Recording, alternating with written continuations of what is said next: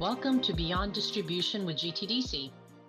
Today's episode was recorded live at our 21st Annual North America Summit, which we held in San Diego on February 8th. This session was titled A View from the Top, and it was a conversation with the leadership from the largest distributors in the world on their thoughts of what lies ahead for the IT industry and distribution. During the session, you will hear from Paul Bay, CEO of Ingram Micro, Rich Hume, CEO of TD SYNNEX, Sean Kerins, CEO of Aero Electronics, and Dan Schwab, President of D&H. Enjoy the episode. Okay, so if you've been paying attention, which I hope you all have, you've kind of seen the progression today that we've kind of had. We obviously had a great presentation from Crawford and IDC regarding sort of their view on the IT marketplace and the growth. And then Doug came up and he talked about, GDP and the drivers and what's happening, from an overall economic standpoint.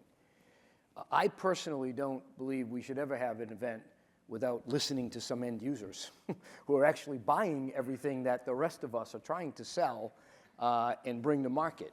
And so that piece of it, from my standpoint, was really important. And then, of course, the last thing, which is equally important, is I think it's really important that you hear from the leaders of our distributors. And so I would like to invite my panel up, and we're going to spend a few minutes and I call it a view from the top. So come on up.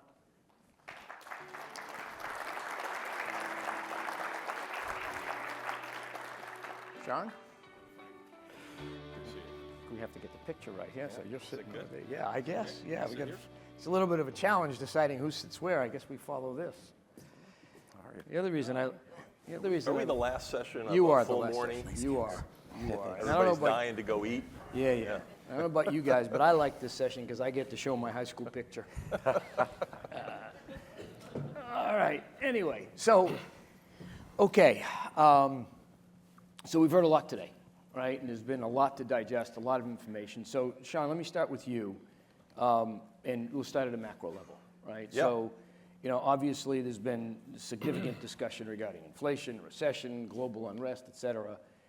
How does all this play into how you think about, 2023, plan for it, and certainly beyond? Well, Frank, we're spending a lot of time on this topic as we speak. In fact, we've got a board meeting next week, and we still haven't finalized our, the 2023 plan that we want to show them.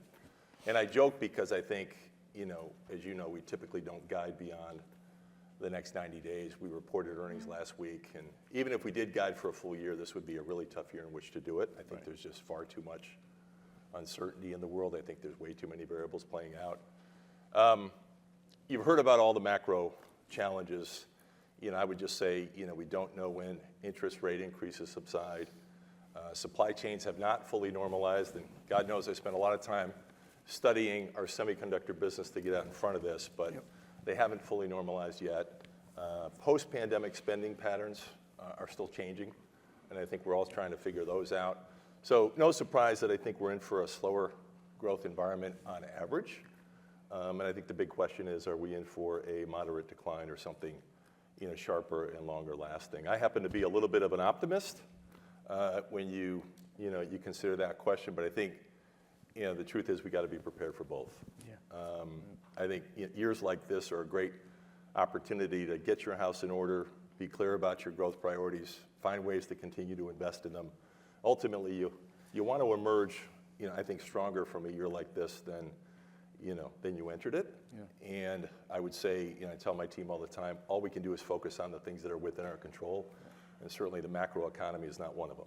Yeah, well, it's interesting because obviously many of your suppliers have been making lots of announcements recently with, reductions in workforce, et cetera, and that kind of changes the thought process a bit. And we all think about that. We're all trying to thread a really small needle.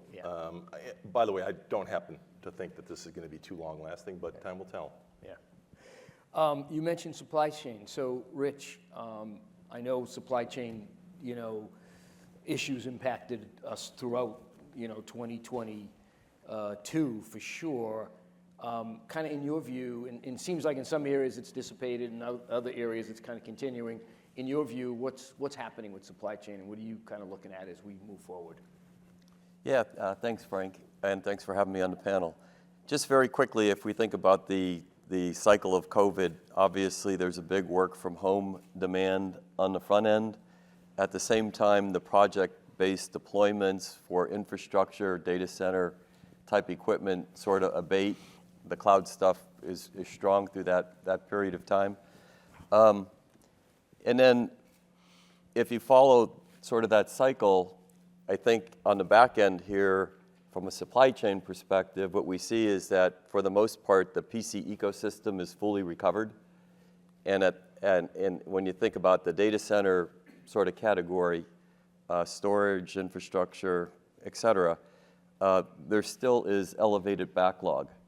My speculation, nothing better than that, just kind of understanding what we're hearing from the vendor population, et cetera, and then what we're hearing from the customer set is that we should likely see stability in the data center infrastructure supply chain probably by the mid of this year. There'll be some outliers, but for the most part, I think that the way we think about it is that the serviceability across the supply chain is largely at pre-COVID levels when we hit the mid of this year. Mm. Yeah, and it's kind of interesting because the big dichotomy in the data that Crawford shows, you can kind of see that. You can kind of see the forecast that the endpoint solutions will clearly not grow, and be declining, whereas some of the other, items are still going to show some, hopefully, reasonably good growth. Dan, staying with supply chain for another question. Clearly, the distributors, didn't have a lot of control over what was happening, right? And I would argue, as much as possible, we're part of the solution versus being part of the problem that we dealt with supply chain. But you obviously managed through the process, and you kind of had to manage through it well. What were some of the lessons, learned from, 2022? Well, I think when product became available, we tried leading in to the best of our ability to make sure we had that buffer stock, which I think this whole just-in-time model was starting to get away from. But I think the biggest learning I found for ourselves and our vendors and our partners, I think permeates today and made us better going in the future, which is basically you had supplier, distributor, reseller, end user, right, or MSP. And what occurred during COVID was we all opened our books and said, what could we each do better together? So a good example is recently, right, you've got the freight inflation, you got wage inflation, you got the cost of capital going up. So did it make sense for us to ship 10,000 units to a partner for them to do integrations, only to ship it back to pretty much close to where it came from in our DC, right? You wasted 2 weeks of cost of capital, you've got an extra freight bill. So everyone kind of realized what could we all do better to streamline, and that hasn't abated, right? The cost of running business, all of our costs have gone up. We run low SG&A, but our costs have gone up. So we figured out how to run smarter businesses together, and we believe a lot of our MSP, our partners, have relied on us more for integrations and services. We figured out how to drop ship when it made sense to skinny up the supply chain. So I think even though the just-in-time model is never going to go back to the way it was, because I think vendors are looking for diversification of supply chains, I think we got smarter from end to end of how we deliver technologies, solutions, services because of COVID. Yeah, that makes sense. Paul, moving on to 2023 and some of the opportunities, there was some discussion earlier, about sort of the trend toward everything as a service and subscription models, and obviously Russ, talked about why that matters for his business. But we also know that with each supplier implementing their plan and their version of the plan, there's a lot of work that needs to get done, and there's a lot of challenges. How is that progressing, and how do you think over time the lessons learned with some of the individual, suppliers will be able to, you guys will be able to apply, across the board? Yeah, so you heard it directly from Russ as an end user, and if you look at it, the momentum is definitely there, and the desire is there more than it's ever been. But if I had to use one word, it would be complexity. Yeah. So the complexity we still have to deal with, and you look at a solution, an average solution may make up, half a dozen or more, which could be hardware, it could be software, it could be IaaS, a cloud delivery, just the complexity that comes from all the different vendor solutions. And then you wrap on top of that the services aspects. So I would say it's not just everything as a service, but it's also service as the service too, because our solution providers that are calling on the Russes of the world need to be able to put their IP on top of it. You just heard it from the panel. They want to be able to have those people help educate them. And we heard it loud and clear, if we didn't hear it from everybody up here, which was we have to free up our investments to be able to go reinvest. So it's not just about ripping out the old and putting in the new, it's about stopping the stuff that's not giving productivity and driving it on the other side. So I think the complexity of it, again, and is it per use, is it per drip, is it, the drink, whatever it's going to be, monthly, the subscription for us, and the complexity behind to put that together when you have a multi-vendor solution and or service on top of that, creates a lot of complexity for our solution providers to make that seamless out to the end user ultimately. And I would say furthermore on top of that, Russ also touched on it too, if you go from, you're talking about the CapEx, OpEx model, is the financing aspects of it. And the opportunity we have as a distribution channel to help offset and help those solution providers pivot to that model too. Because we always talk about you go deploy and you sell, what is it, $10, $50, $100,000, whatever the deployment, you get paid 30, 60, 90, you hope. And then now you're pivoting to a monthly subscription and being able to help fund that as you're getting. We always talk about it's great to talk to a solution provider that's put 40, 50% of their business. They wake up January 1, they talk about how we got this recurring revenue into the system, but everybody forgets about how hard that is to pivot and make that transition also. I actually think that's a vastly underrated aspect of this transition. I lived it for a couple of years on the solution provider side, and the cash flow implications are immense if it's not managed properly. And that's one of the things that obviously, distributors, and we can talk about old school concepts all you want, but the bank, part of the bank and warehouse matters. And the ability to help finance that, I think, is a big deal, right? So, good. So Sean, I know that, you and your teams have ongoing dialogues with customers, right? And what are you hearing from the solution providers? Because that is the one group that we really didn't have, represented here. But of course, you guys talk to them all the time. They're your customers. What are they saying? We do. And I would say in general, if I think about just the whole IT landscape, at least the pieces of it in which we participate, I would say it's a fairly mixed bag. We've already talked about the fact that supply chains have been a problem. Yeah. I think most of us have bigger backlogs than we normally would. I hope Rich is right, but I think the headwinds associated with the slower PC market have impacted all of us. And even though we don't participate directly in that market segment, last time I checked, big PC deployments, upgrades, et cetera, they also come with data center infrastructure and software to help manage those deployments. So we pay close attention to that as well.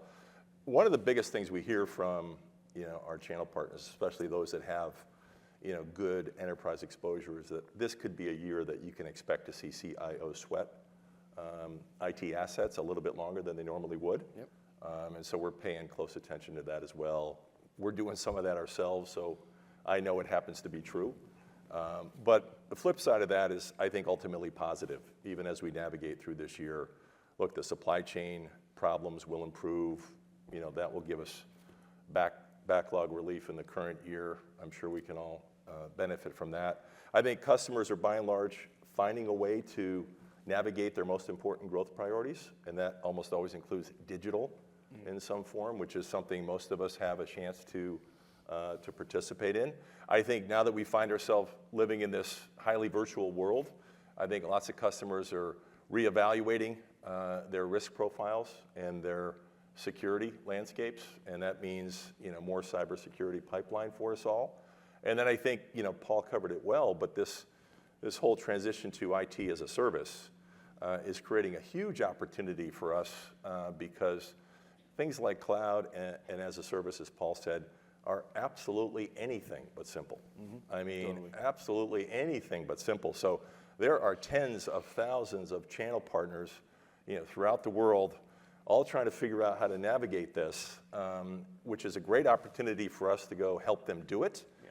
And in turn, I think, demonstrate a whole lot of value to not just them, but all the suppliers that are trying to get to this market for consumption-based IT. Yeah, and it's a perfect example of the evolution of the services and support and work that you guys do, and what you provide into the marketplace, and it's different now. And it'll Absolutely. be different 5 years from now, right? Because it'll be based on the evolving technology and the requirements, right?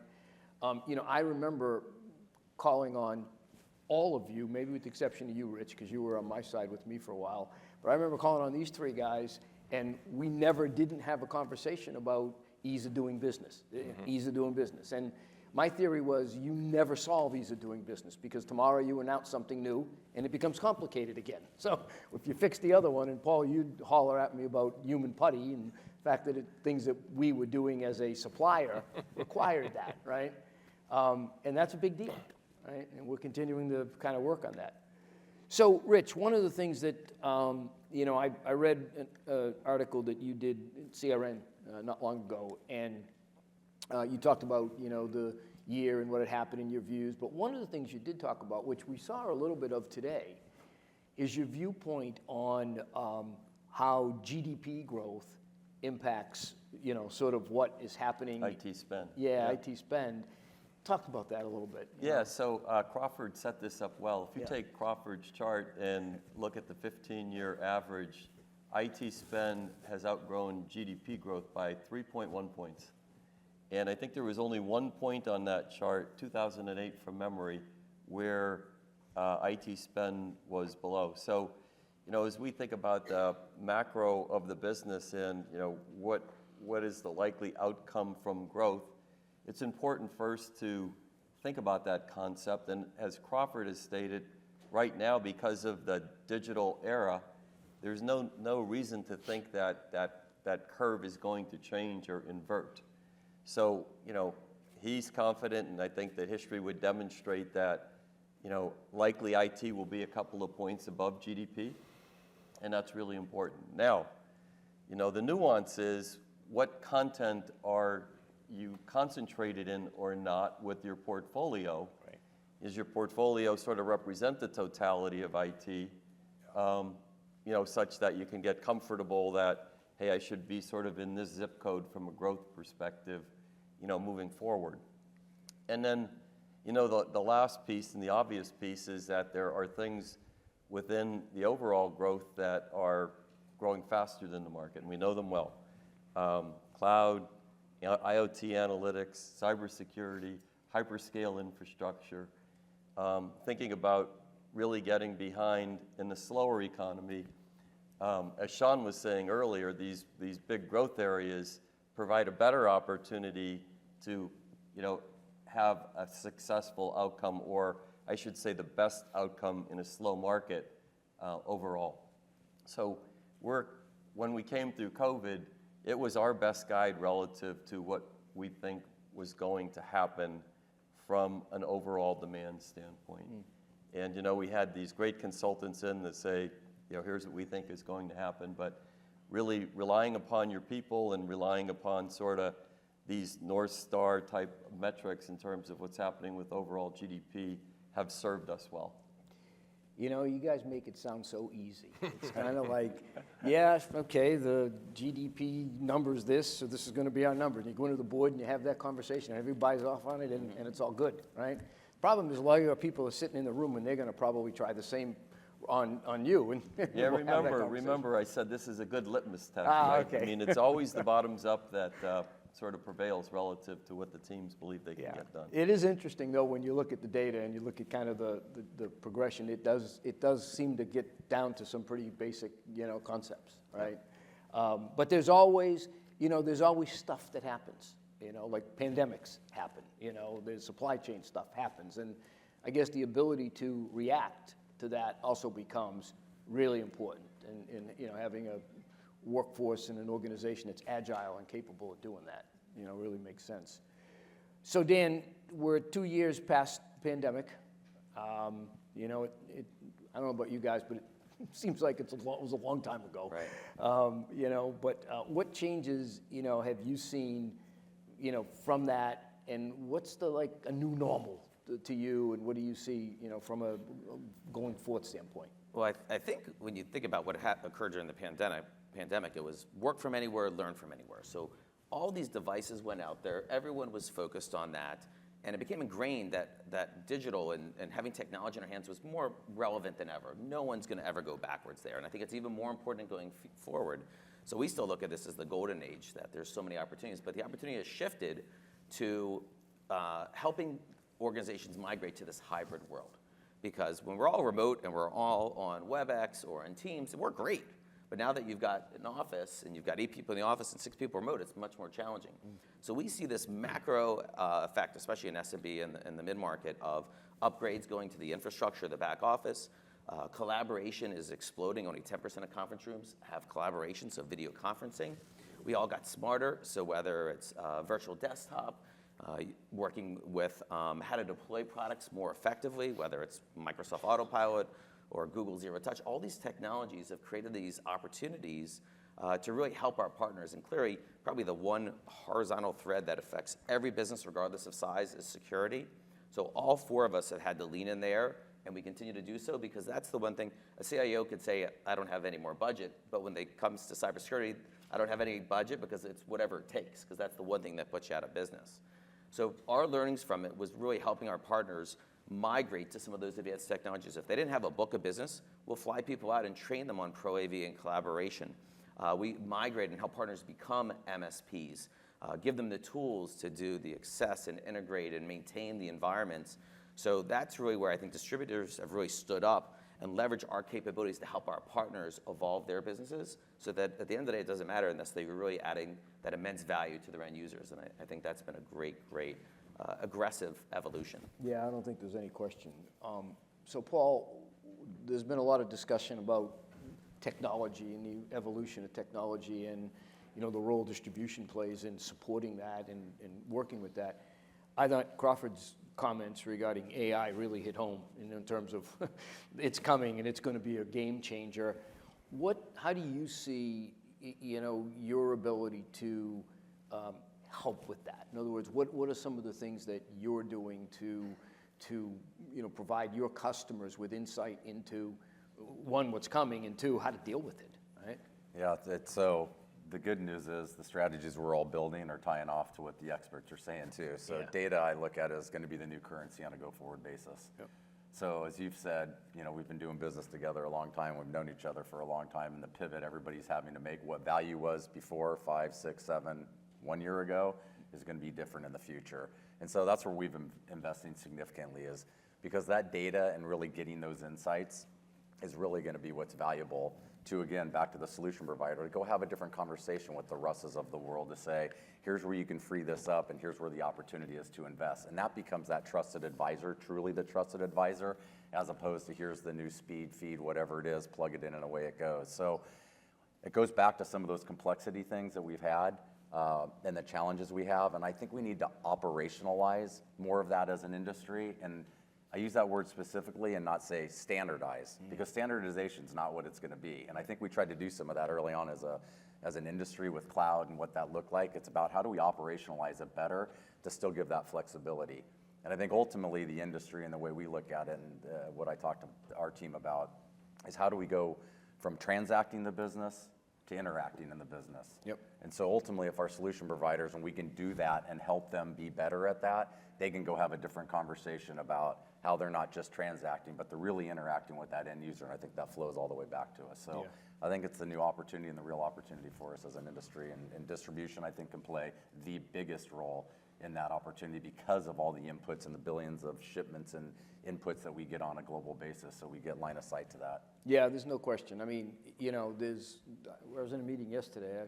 Somebody said, they were tired of the term ecosystem was kind of becoming overused, right? And now what's going to happen is the orchestration, the term orchestrator will become overused. But I don't think it can be, because I don't think it can be understated, right? In other words, I think it's so critical, and I think people have now begun to realize that, and it's sort of, you guys have been doing it for years, but yet we haven't really been able to articulate it in the way that we are now, and it's become clear.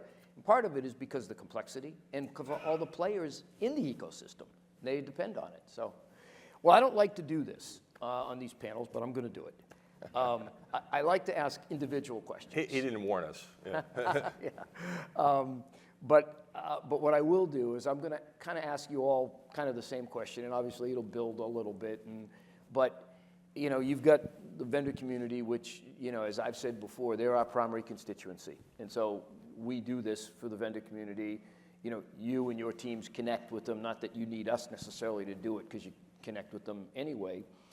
But what would the message be to the vendors in the room, you know, in terms of what you need from them, right? In other words, what are the things that you are either getting from them that you want to continue, or things maybe that you're not getting that you'd like to get? And so, Sean, you're nodding, so you're going to go first, because you've got, I can tell you've got the answer. Well, you did give us a warning, fair enough. I did. So I did give us some thought. So, I did. You know, I feel a little bit funny in that I think most of our supplier friends here in the room today are, at the very least, intrigued by, you know, the role of distribution in building their business, if not already committed. So this is a little bit like preaching to the choir, but, you know, I've got sort of a simple ask that, you know, I think we can help you with.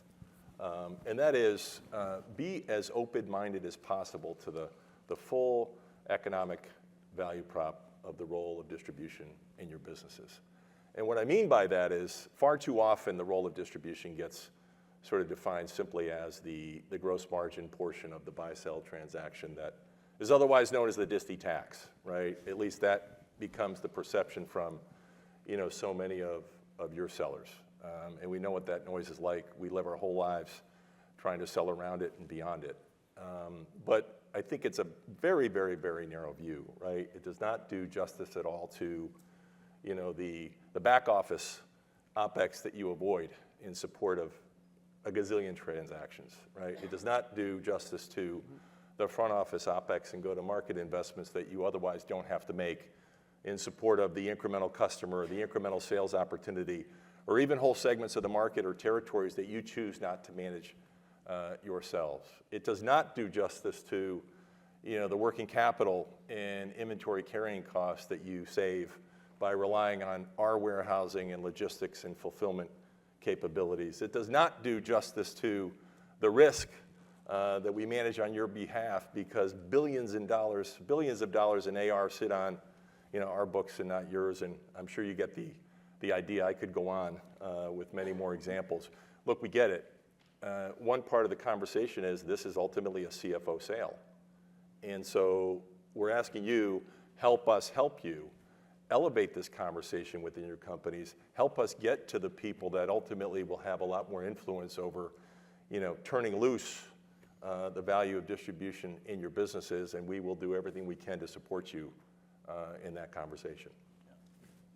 I agree. I mean, state another way, get us a seat at the table with the influencers within your company. Furthermore, kind of tapping on to where I think the real opportunity for us too is get us in early. So when you're having the technology conversations as a company of what's coming and where it's going to go, we can help enable that when it's ready to go to market. That can be services. What's the thing we always talk about in this industry? There's not enough brain trust, and we skill set challenges. We're all having that at a certain extent. If we're in early in the conversation, we can train up.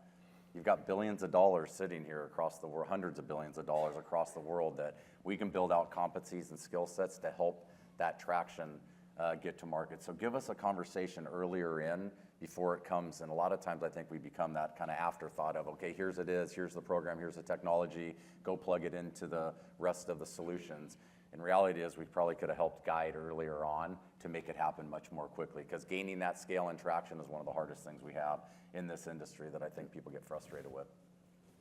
I think they're spot on. I think even being a bit prescriptive, that when you, these in the room, forget the CFO for a second, but when you're looking at your businesses, involve us early in the conversations from the tactical strategies you're trying to deploy. So what that means is, if you're going to go after the long tail, don't go hire 40 people to be in a call center to go after that, right?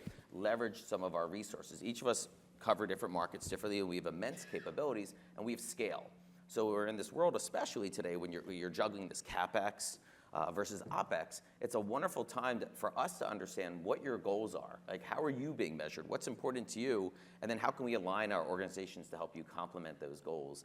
I think a lot of times it's dropped on us, hey, we have this new program, this new plan, here you go execute it. And we've seen this, right? We've seen other people in trial and error, so we can share best practices. We're in it together. We want nothing but for you to be successful. And we'll admit when we can't do something, we would push it back on you. But there's times where we can save your capital and save cycles by leveraging some of our experiences in the past. Good. Yeah, I'm going to come at it from a different vector because these guys have covered that, that main point pretty thoroughly. So we know that the consumption models are changing. We talked about as a service being critical. When we look at the winners, that the folks who really get traction really quickly as they make transitions to those new consumption models, there's two ingredients. The first is we don't spend 6 months debating a contract, but rather get the contract terms really, really quickly. And then the second is the vendors who are incredibly thoughtful about the enablement of that new consumption model and making sure that the offering that they're bringing forth for that new consumption model is aligned with easy market sort of deployment and consumption are the winners. Mm-hmm. And so you have to challenge your product teams, you have to challenge your organization to really stay focused. The worst case outcomes many times are trying to take an existing licensed product and then give it the terms and conditions of a consumption product. It doesn't work. So really kind of focus with this shift that's going on in the market towards that. While I stay on this as a service idea, I want to also say that the relationships and the way we interact are changing as well. So typically, from my point of view, distribution has very much been a country up build. But now we all have these cloud platforms, and they're global cloud platforms. And so someone who's interested to deploy a as-a-service sort of offering, they tie the API into our global cloud platforms, and then it gets deployed in 100 countries. So now the engagement with the vendors have changed a bit from the country up to, hey, let's get together at the top globally. Let's talk about the offering. Let's talk about what we have to offer. Let's talk about you deploying it to 100 countries, and then make sure that you build the business plan bottoms up, because we still have to have accountability for execution in the country. So for those of you who are sort of moving towards that shift, you got to make sure that the global engagement skills back with the business partner ecosystem are aligned to accomplish that, as opposed to trying to stay with your historical model of country up. And those that are having very, very large scale as-a-service models throughout the world have already made that transition. Yeah, that's a good point. Well, look, this has been great. I would tell you that there's one other thing that I would say from the standpoint of having had a seat at the vendor table for a long time, and that is to really understand the services and the capabilities that the companies that these four gentlemen run, what they can do. And I say that, and you'd think, well, that's pretty obvious. Well, it really isn't, because it's evolving almost like every day. And so you gotta understand that the last thing these guys want to hear, the last thing they want to hear, or any of their teams is, gee, I didn't know you did that. Are you kidding me? I mean, particularly you all in this room, because many of you are the disty leads for, either globally or for North America, and you gotta know. And so that would be the piece I would put in there, is you really gotta understand what the capabilities are. Spend the time, come to the events, come to, every one of, you all have your own individual events. We try to not compete or overlap with any of that, but come to the event, spend the time, and really understand what's happening and what capabilities exist. And if you don't see it and you think we need it, ask for it. And if it doesn't exist, they'll probably build it, at least initially. So with that, look, I really want to wrap up the day. We're off to lunch here. I really appreciate everybody's time and attendance. This has been, from my standpoint, we've only done two. Of course, I participated in many over the years, but the fact that everybody's still in the room, the fact that everybody's still engaged, everybody's still participating has been really, really helpful to us and refreshing. So thank you, gentlemen. Thank you for your time. This is great.